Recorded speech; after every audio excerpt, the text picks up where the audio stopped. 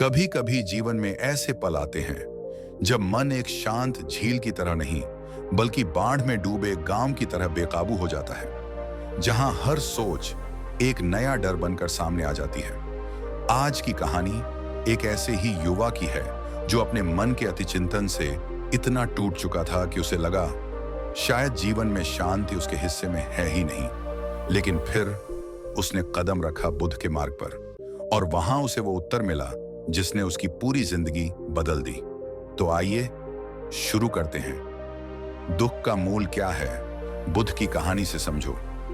पहाड़ों की शांत घाटी में एक छोटा सा गांव था।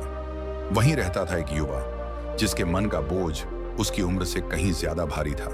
बाहर से सबको लगता था यह तो सीधा साधा शांत और मेहनती लड़का है, पर उसके भीतर एक युद्ध चलता था।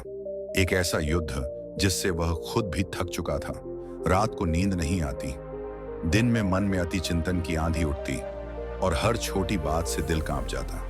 कभी भविष्य की चिंता, कभी लोगों के शब्दों का डर, कभी असफलता का भय। युवा कहता था, ऐसा लगता है जैसे मेरे मन में एक कारखाना चल रहा है जहां चिंताओं की नई नई खेप हर पल तैयार होती रहती है। एक दिन वह टूट गया और उसी टूटन में उसने एक निर्णय लिया, मैं बुद्ध से उत्तर खोजूंगा, शायद वही मेरा भीतर का तूफान रोक सकें।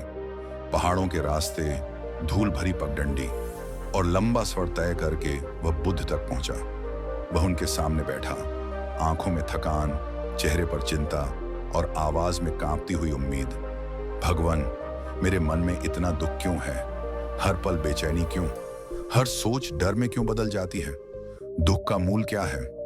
बुद्ध ने कुछ क्षण उसे शांत निगाहों से देखा, फिर बोले, दुख का मूल तुम्हारे बाहर नहीं, तुम्हारे अंतर में है। दुख पैदा होता है जब मन किसी विचार को पकड़कर उससे चिपक जाता है। युवा समझ नहीं पाया। बुद्ध मुस्कुराए और उसे पास की झील के किनारे ले गए। झील शांत थी, किनारे सूखे पत्ते पड़े थे। बुद्ध ने एक पत्ता उठाया और पानी पर रख दिया। पत्ता कुछ देर तैरा, फिर हवा ने उसे एक ओर धकेल दिया। बुद्ध बोले, देखो, विचार भी इसी पत्ते की तरह हैं, आते हैं, तैरते हैं और फिर आगे बढ़ जाते हैं। पर तुम क्या करते हो? तुम पत्ते को पकड़कर हाथ में दबा लेते हो, उसे जाने नहीं देते और फिर खुद ही घायल हो जाते हो। युवा की आंखें नम हो गईं। उसने धीमी आवाज में पूछा, तो क्या मुझे सोचना ही नहीं चाहिए? बुद्ध हंस पड़े, सोचना समस्या नहीं है, सोच से चिपक जाना समस्या है। विचार को आने दो, देखो और उसे जाने दो। उसे कारखाने की तरह मत बनाओ जहां हर पल चिंता की नई खेप बनती रहे।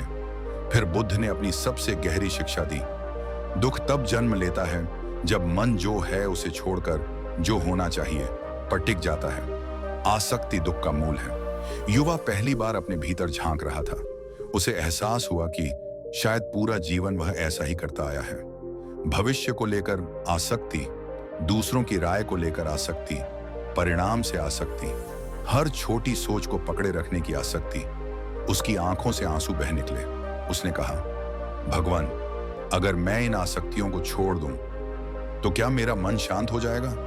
बुद्ध ने आकाश की ओर देखते हुए कहा, मन को शांत करने की कोशिश मत करो, बस उसे पकड़ना बंद करो। मन अपने आप शांत हो जाएगा, जैसे कीचड़ गिरने पर पानी स्वयं साफ हो जाता है। एक लंबी सांस लेते हुए युवा बोला, मैं समझ गया, दुख कहीं बाहर नहीं, मेरे पकड़ने में था। बुद्ध ने उसके सिर पर हाथ रखा, और अब छोड़ दो, छोड़ना ही मुक्ति है। वह युवा जब वापस अपने गांव लौटा, लोगों को उसमें कोई बदलाव दिखाई नहीं दिया, पर उसके भीतर पूरा पर्वत बदल चुका था। अब भी विचार आते थे, पर वह उन्हें पकड़ता नहीं था, बस देखता और जाने देता।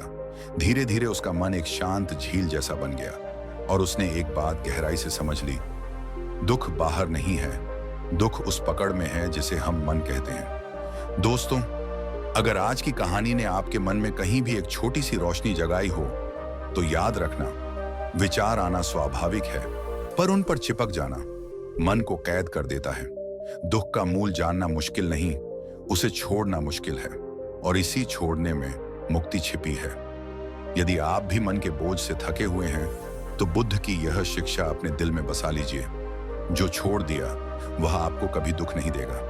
अगर आप चाहते हैं कि मैं ऐसी और गहरी बौद्ध कथाएं आपके लिए लाऊं तो वीडियो को जरूर सुनें और चैनल से जुड़ जाएं। फिर मिलेंगे एक नई कहानी के साथ।